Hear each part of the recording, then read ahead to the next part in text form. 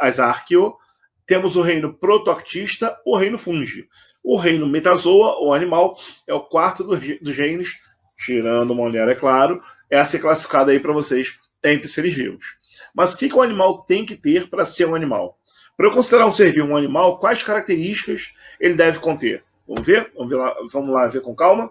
Deixa eu pegar minha setinha aqui, meu apontador bonitinho, e passar para vocês os próximos slides. Olha só. Todo animal, para ser um animal, tem que ser um ser eucarionte. Tem que ter membrana envolvendo material genético na célula, separando ela do citoplasma. Ué, Rangel, mas tem outros seres que são eucariontes. Verdade. Mas os animais também são. Todo animal é um ser heterotrófico. E é heterotrófico por ingestão. Ele ingere o alimento que ele vai que ele vai absorver para ele. Na verdade, outros seres vivos também são heterotróficos. Os fungos também são, né? Então isso não pode se caracterizar só com animais. Beleza. Todo animal é pluricelular. Não conhecemos animais formados por uma única célula. Tem que ter mais de uma célula para formar o organismo de um animal. Mesmo que seja um animal de poucos milímetros, esse cara tem que ter várias células formando o corpo. Rangel, mas eucarionte, heterotrófico e pluricelular, tem fungo que também é. O mofo é eucarionte, heterotrófico e pluricelular. Então, essa característica serve só para animal? Claro que não. Tem que ter alguma coisa além para separar os fungos dos animais, não tem? E a característica é a próxima. Ó. Com células especializadas. Os animais, eles podem formar sistemas do corpo, mas os grupos mais simples, que não têm sistemas, possuem células com funções específicas. Como assim? Eu pego um animal bem simples, como a esponja do mar, ela tem uma célula para digestão, ela tem uma célula para reprodução, uma célula para distribuição de substâncias. Isso não acontece com fungos, muito menos com algas protoactistas, que também sejam pluricelulares. Algas já não poderiam ser animais por serem autotróficas, né? Mas os fungos heterotróficos pluricelulares, como o mofo, têm nas suas hifas células que não têm função especializada. Já no animal possui. Se o cara não tiver sistema, pelo menos célula especializada ele vai ter que ter. Outra característica: não existe no reino animal seres com parede celular. A parede celular de celulose que você encontra em planta, de quitina que você encontra em fungos, também celulose e algumas outras substâncias em algas, lá no reino protoactista. E a galera procarionte, que pode ter uma parede celular de peptidoglicano, nos animais não existe. Então a célula animal tem a sua membrana revestida geralmente por uma estrutura importante de nome glicocálix, mas isso pode não ser de todos os animais, porém não ter parede é característica geral de todo e qualquer ser do reino animal. Beleza? Reserva energética. Quando o animal se alimenta, ele guarda alimento no corpo dele de que forma? São duas principais. Glicogênio como forma principal de carboidrato e gorduras. Né? Nós formamos lipídios de reserva do tipo gordura, onde os ácidos graxos, a gordura é um triglicerídeo. Ela é um glicerol ligado a 3 cadeias de ácido graxo. Esses ácidos graxos têm ligações carbônicas saturadas. Então, glicogênio e gordura, reserva energética dos animaizinhos. Reprodução assexuada existe em animais, mas só nos seres de filos mais inferiores, de filos mais simples em processos evolutivos. Os filos mais evoluídos, os filos que têm características mais recentes presentes na Terra, eles já aboliram a reprodução assexuada. E nós podemos separar o reino metazoa em dois grandes grupos, né? Os animais que são parazoários e os animais que são metazoários. Que diferença é essa? Os parazoários não têm sistema nenhum. Então o corpo dele tem células especializadas, mas não forma um sistema circulatório, excretor e nervoso, por exemplo. Já os metazoários têm sistema. Tem uma organização de tecidos que geram órgãos que geram sistemas, e pelo menos 2 sistemas você vai encontrar em seres metazoários. Quais são esses sistemas? O sistema digestório e o sistema nervoso.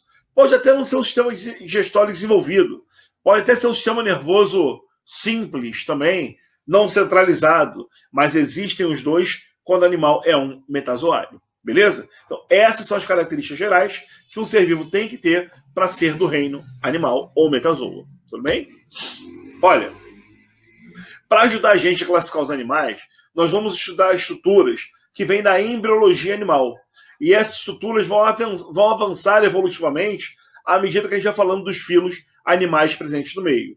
Que estruturas embrionárias são essas? 3 principais. Primeira, número de folhetos germinativos ou folhetos embrionários. Esses folhetos aparecem em uma fase de vida do animal, uma fase de vida do embrião, chamada de gástrula, e eles vão dar origem aos tecidos adultos. O filo mais simples dos animais que nós estudamos, os poríferos, não tem nenhum folheto. Os quinidários, que também são conhecidos como selenterados, têm 2 folhetos embrionários apenas, são mais simples. Plateumintos para frente, os outros animais como um todo, têm 3 folhetos embrionários. Presença ou não de cavidade corporal no organismo. Que cavidade corporal é essa, Rangel? Olha só. Se eu pegasse meu braço e cortasse e mostrasse de frente para vocês, você veria pele, músculo e osso. Ele é compacto. Não tem buraco no meu braço. Agora o meu tórax tem. Se você pega uma espada ninja, corta uma pessoa no meio, separa o tórax do abdômen, os órgãos internos podem ser retirados e vai ficar uma câmara interna ali dentro. Essa câmara se chama celoma.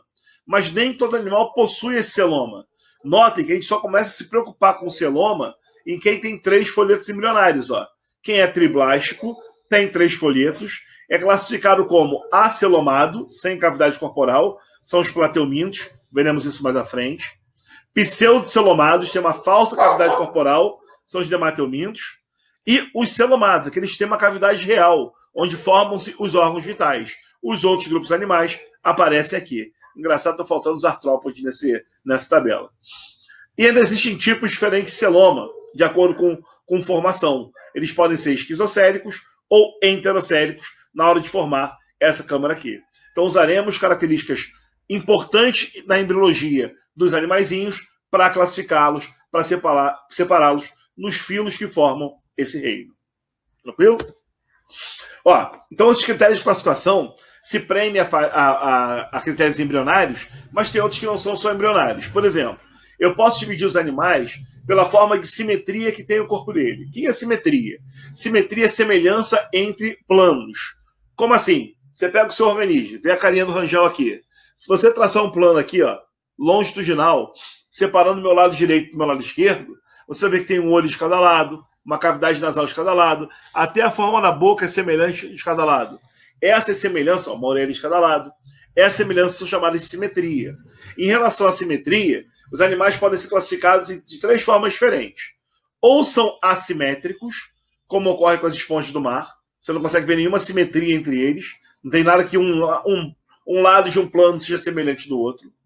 Ou a simetria é radial, ocorre por raios de uma circunferência, ou é bilateral, onde um plano que traçado no meio do organismo nos faça ver semelhanças entre lados desse mesmo plano. Aqui nesse próximo slide, eu mostro melhor para vocês a diferença de uma simetria bilateral. Nesse slide aí, a gente consegue comparar os tipos de simetria, né? Se você reparar, os planos que estão desenhados com a letra A, B e C cortam os seres vivos de forma bilateralmente. Então, ó, aqui em A eu tenho uma planária cortada bilateralmente, e o lado esquerdo e direito dela são simétricos, não iguais, simétricos. Ó, o ocelo da direita tem no lado esquerdo também, essa bochechinha da cabeça também. Olha o caranguejo aqui na letra B. Ele possui 1, 2, 3, 4, 5 patas do lado esquerdo e as mesmas 5 patas do lado direito. Um olho para cada lado, a boca dividida no meio. Mesma coisa nessa mulher.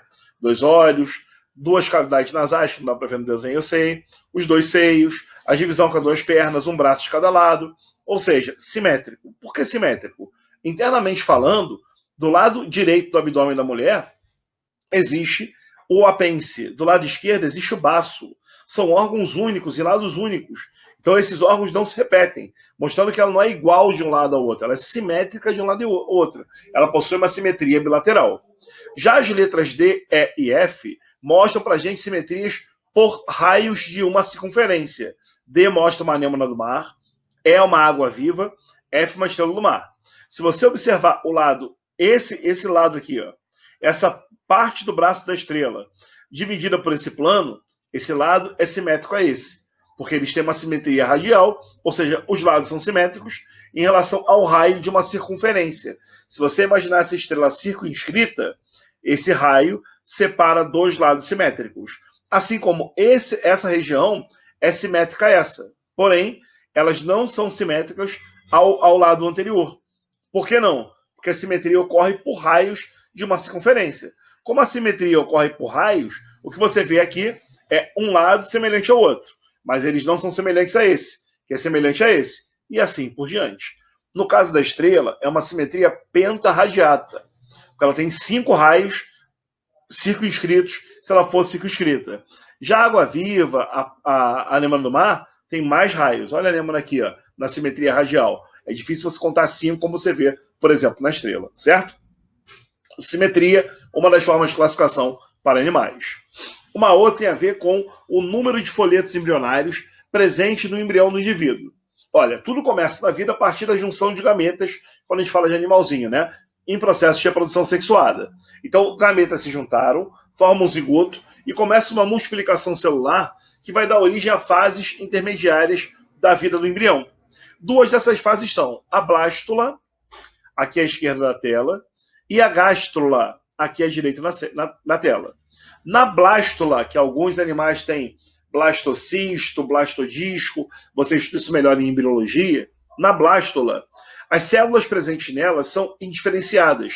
Eu não sei te dizer se essa célula rosa pode originar o pé ou a boca do indivíduo, um órgão interno ou um órgão externo, porque essas células são totalmente diferenciadas, como a gente chama de células-tronco, né? E isso aqui ocorre durante a fase de blástula. Quando ocorre a diferenciação, a blástula origina a gástrula. E com a formação da gástrula, surgem os folhetos embrionários, os tecidos do embrião, que formarão tecidos adultos. Nesse caso do animal de cima, só existem 2 folhetos embrionários, a ectoderme e a endoderme. 2 folhetos, tá vendo? Como o animal só tem 2 folhetos, ele é um animal diblástico. Já no animal de baixo, quando ocorre a diferenciação da blástula para a gástrula tem 3 folhetos. Um mais interno, endoderme, um mais externo, ectoderme, e o intermediário. O folheto intermediário se chama mesoderme.